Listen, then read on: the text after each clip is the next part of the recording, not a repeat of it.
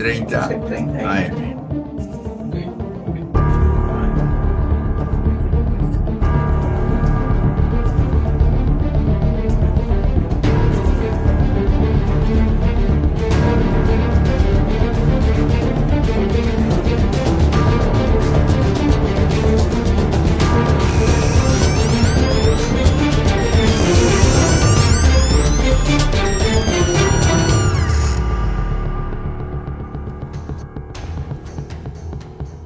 En definitiva, hoy la comunidad cristiana, todos aquellos que hemos conocido el mensaje de salvación, estamos unidos para conmemorar un día muy especial. Ceci, el día de celebrar y recordar la Reforma Protestante. Esto ocurrió un 31 de octubre de 1517.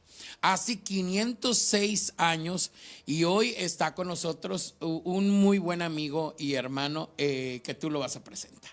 Así es, Saúl. Hoy, pues bueno, contamos con la valiosa presencia del pastor Teófilo Aguillón, que nos enriquece tanto siempre con sus charlas, con todo esto que Dios ha puesto en él, y sobre todo que somos tan afortunados de poder aprender de todo lo que él comparte. Muy buenos días, pastor Teófilo Aguillón.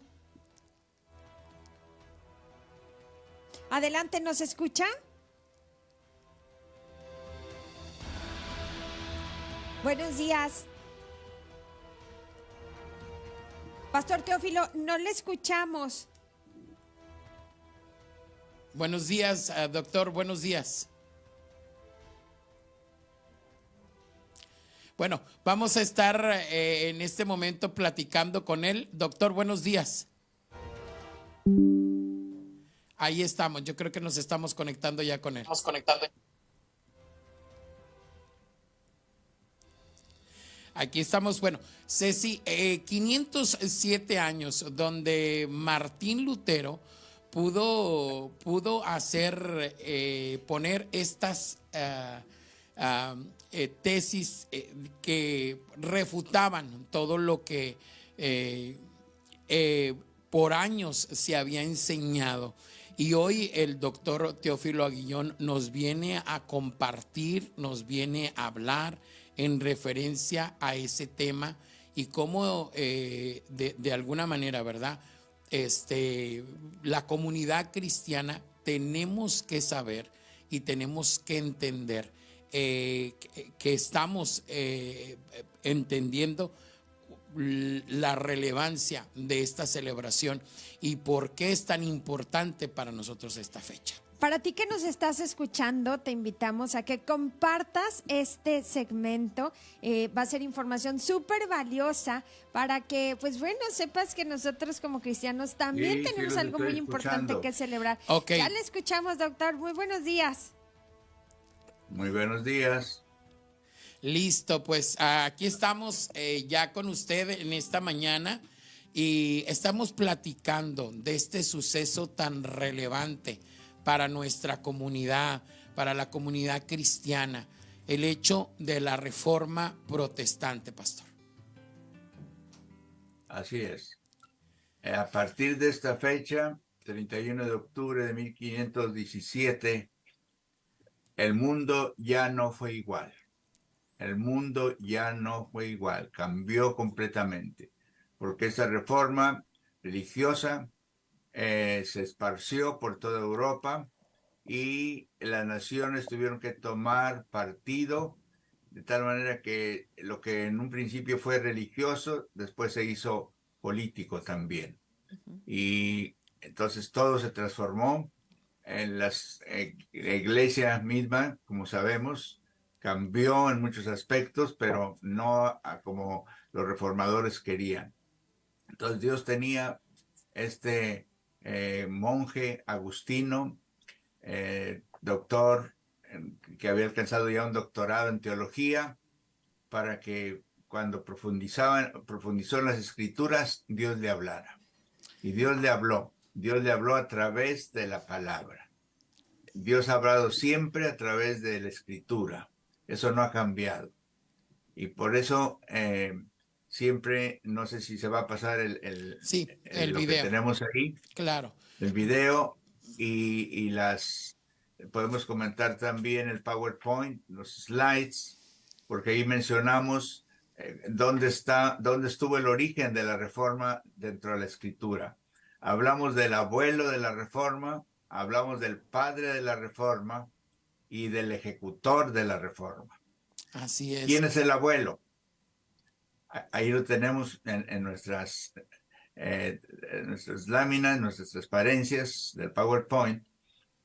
Se le llama el abuelo de la reforma a un profeta que casi no mencionamos mucho, el profeta Habacuc, que vivió alrededor de un poco más de 500 años antes de Cristo, en un tiempo difícil para Israel, como los tiempos que ha tenido, una invasión de los babilonios que venían para atacar.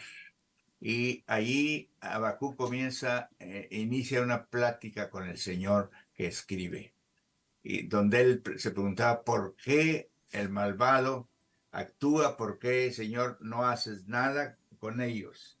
Y el Señor le contestó, aunque la visión tardará aún por un tiempo, mas se apresura hasta el fin. Y le dijo, todo esto decláralo en tablas, para que corra el que leyere en ella. Y más adelante dice, cuya alma no es recta se enorgullece. Estamos en Habacuc capítulo 2, verso del 2 al 4. Dice, mas el justo por su fe vivirá. Mas el justo por su fe vivirá.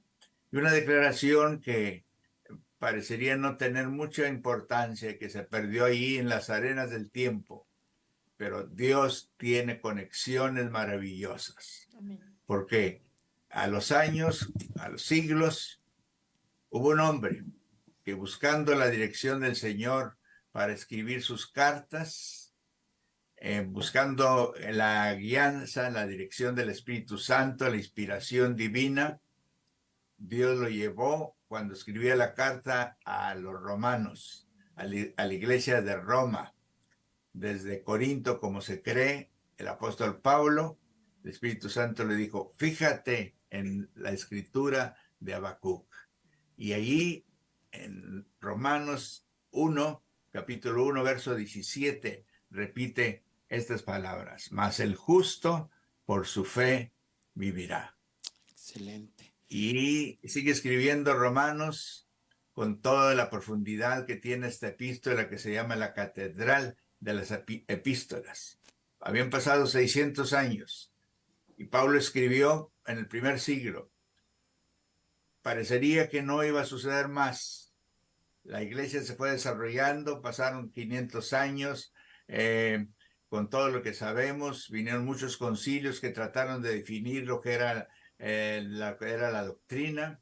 Pasaron 1000 años y ya sabemos, la iglesia popular tomó control de las conciencias, de los gobiernos, de la vida de las naciones. Pero pasaron 1500 años después de Pablo.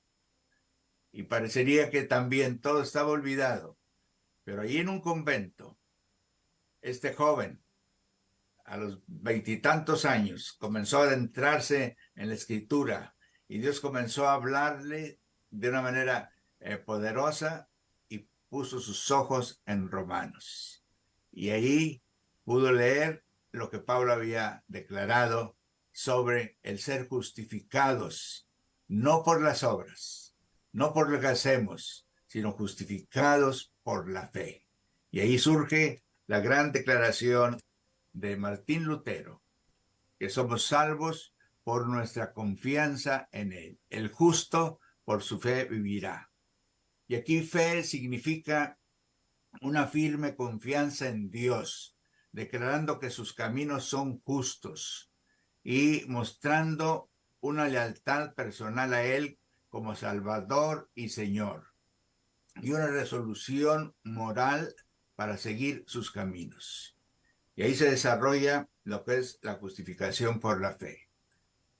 31 de octubre de 1517, Martín Lutero clava en las puertas de la catedral del castillo de Wittenberg, en Alemania, lo que se llama las 95 tesis. Las escribió en latín, que era el idioma común, y al tiempo se tradujeron al alemán y a los demás idiomas dominantes de la época. Y eso vino a traer una revolución en todos sentidos, porque en esas tesis lo que él hacía señalaba cómo se había la iglesia inclinado, se había salido de las escrituras y estaba enseñando a que la gente dependiera de sus obras. Ofrecían un falso perdón por los pecados. Ahí es donde surge lo que se llama el abominable mito de las indulgencias. Se ofrecían indulgencias.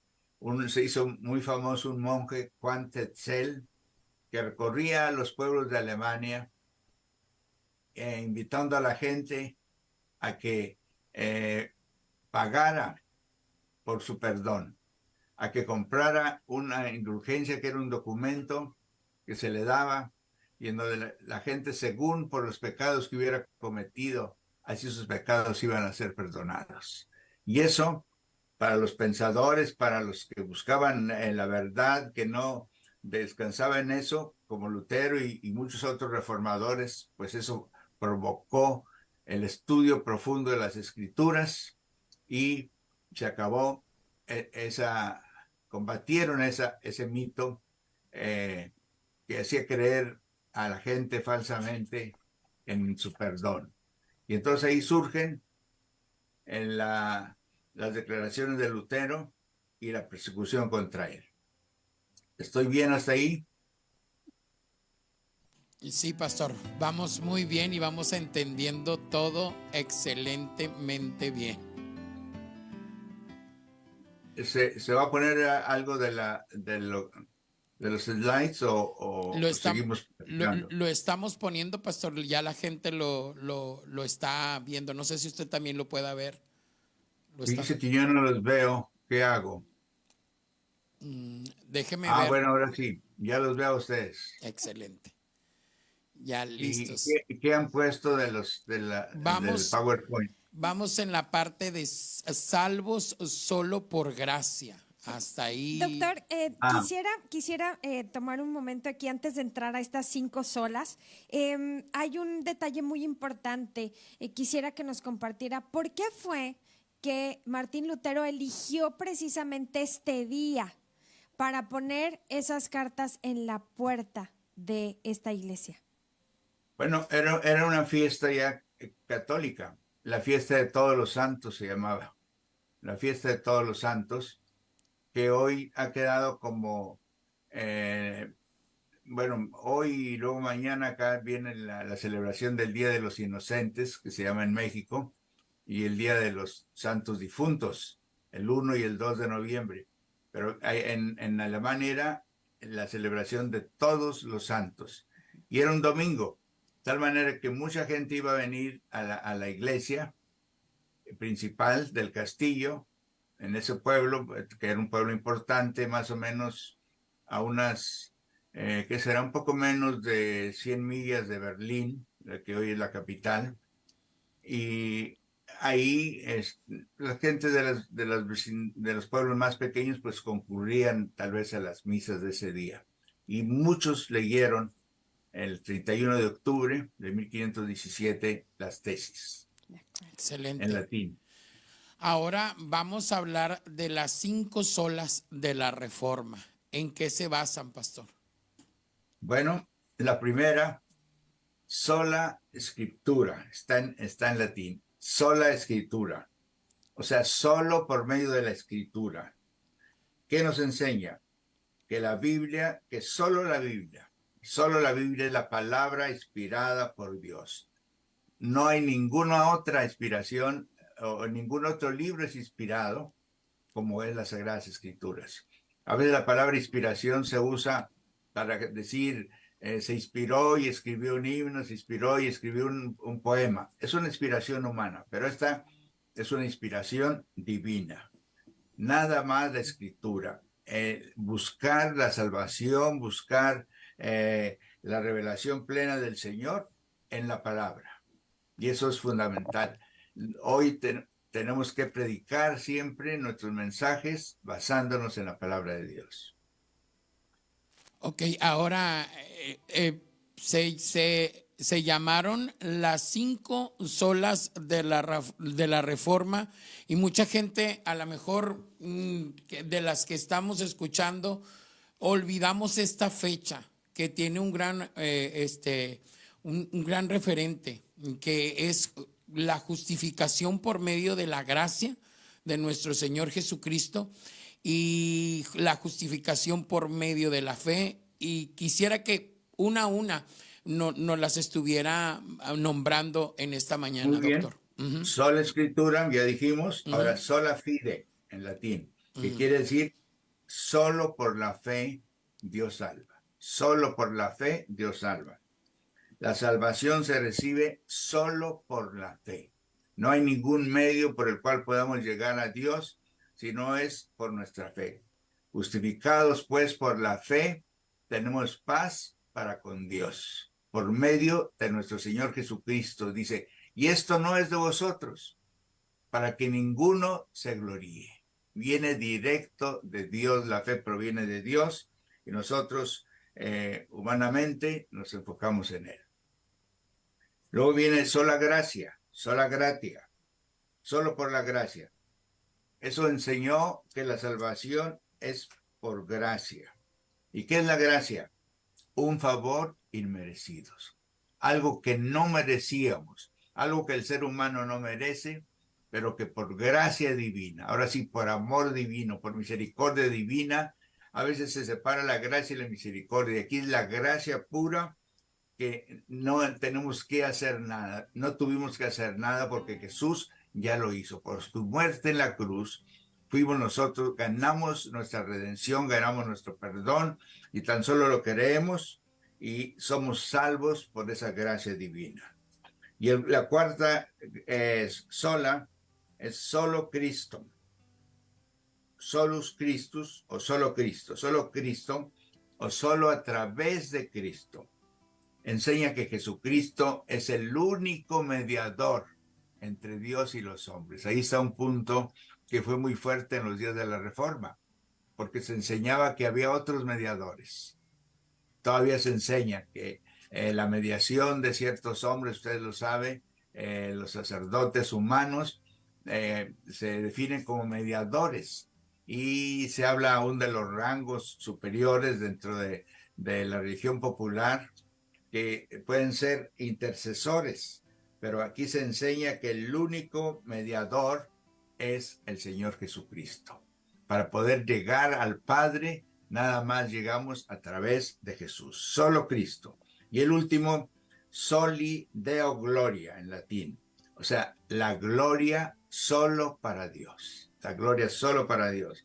La gloria se le debe dar solo a Dios. 5 solas maravillosas que cambiaron el mundo totalmente. Qué poderoso Sola mensaje. escritura, sola fide, sola gracia, solo Christus, solo Deo gloria.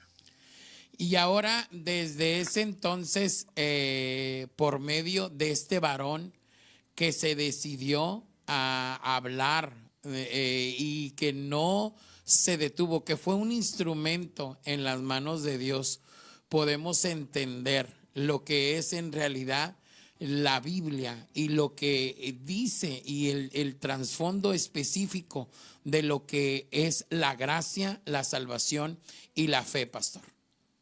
Así es.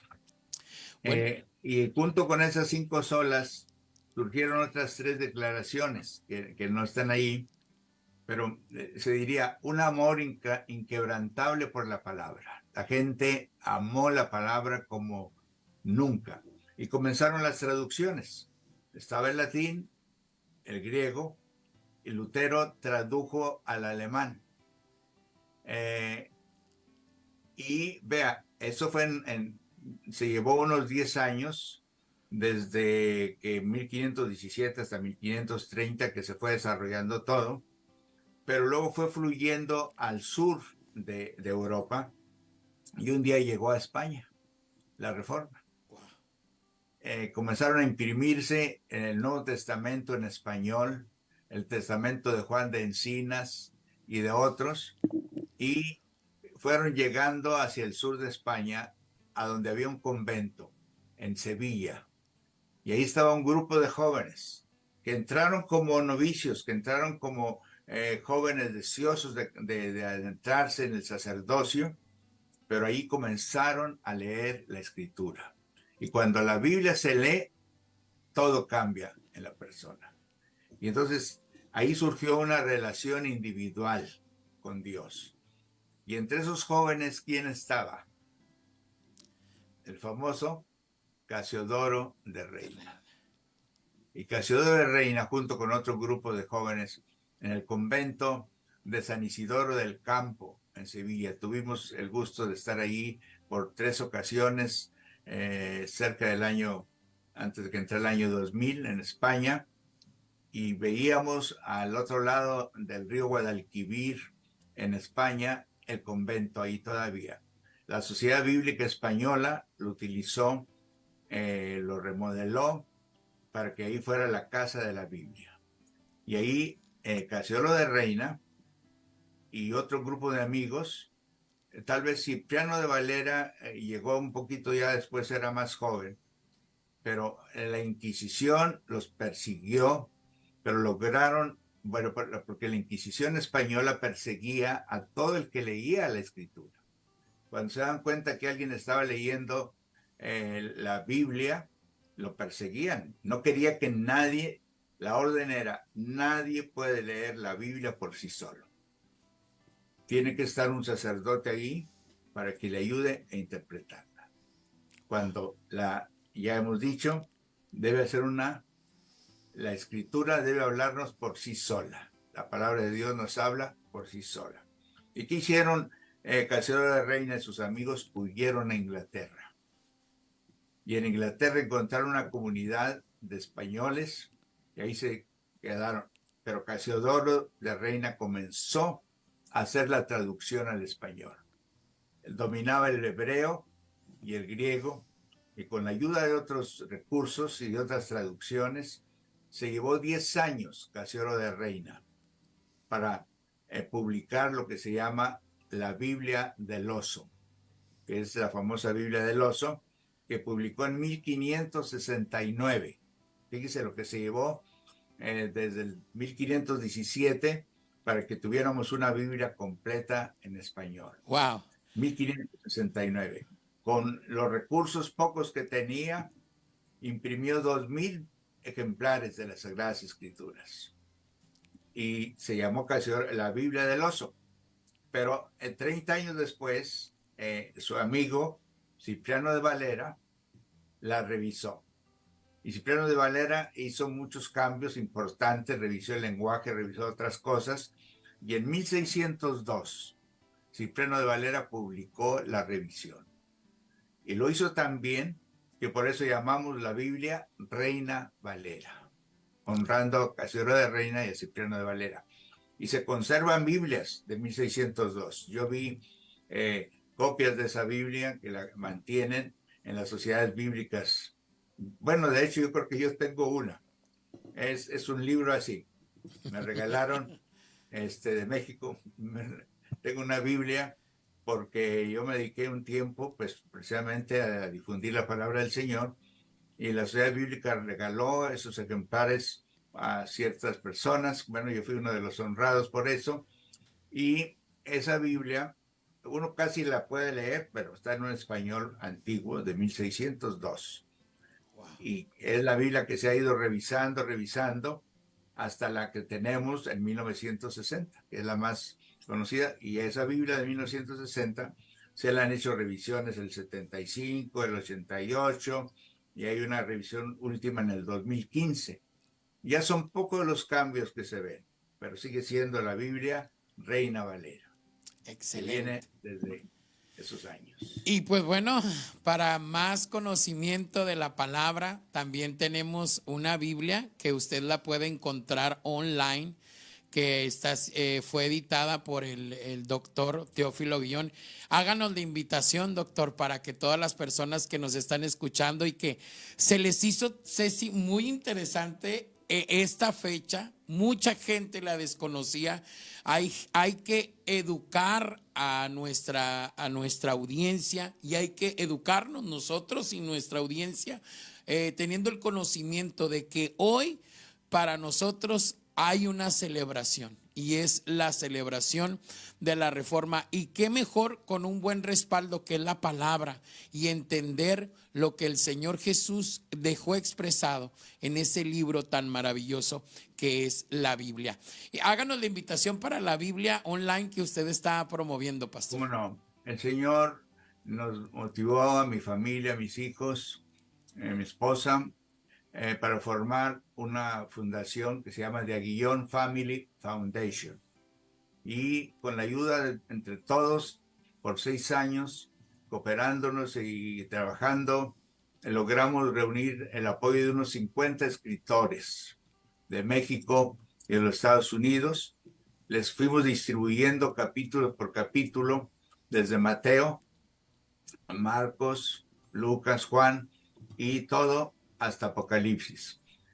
Nos llevaron 6 años, y puedo decir el 2 de septiembre pasado, hace ya van a ser 2 meses, a las 5 de la tarde, el 2 de septiembre a las 5 de la tarde del año 2023, cerramos el último capítulo del Apocalipsis, Apocalipsis 22, y terminamos. Y ya está todo en la nube. Usted puede leer, nada más se mete la Biblia Continental AD.com. Márquela en su teléfono, en su computadora, la Biblia Continental AD, una A y una D.com, y usted puede leer todos los libros del Nuevo Testamento. Muchísimas gracias. Honrenos leyendo la palabra.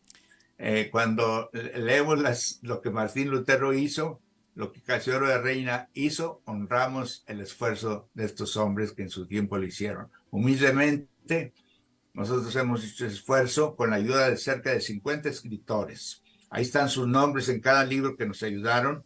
Mateo, ahí están los que nos ayudaron en Marcos, los que nos ayudaron en Lucas, en Juan. Son pastores, no son teólogos famosos, son hombres de la palabra que han adquirido experiencia predicando en sus púlpitos o en sus reuniones, en sus conferencias.